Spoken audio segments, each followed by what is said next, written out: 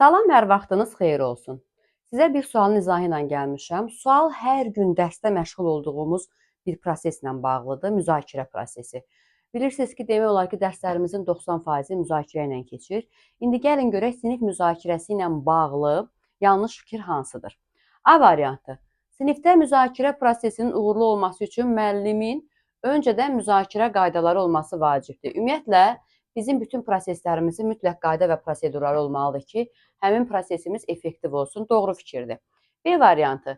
Müzakirənin bir qrup aktiv şagirdlə aparılması sinifdə potensialı zəif olan şagirdlər üçün daha əlverişli olacaq. Bu yanlış fikirdir. Bu yanlış fikrə gələcəm sonda.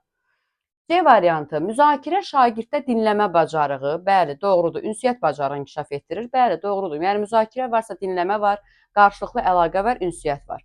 Müzakirə zamanı müsbət təhlükəsiz sinif mühitinin yaradılmasında sağlam müəllim-şagird münasibətinin qurulması vacibdir. Bəli, əlbəttə ki, müəllim-şagird münasibəti sağlam olarsa, bu zaman bizim müzakirəmiz də effektiv və sağlam olar.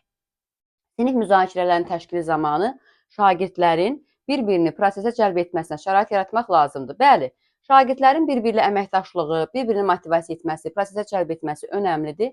Bu zaman müzakirə həm effektiv, həm də şagirdlərin maraq dairəsinə uyğun olur. Niyə B variantı yanlışdır? Çünki B variantında deyir ki, müzakirəni yalnız aktiv uşaqlarla təşkil etmək lazımdır. Bu, təhsildə çox şeyləri pozur. Nələri pozur? İnklüzivliyi pozur, bərabər imkanları pozur.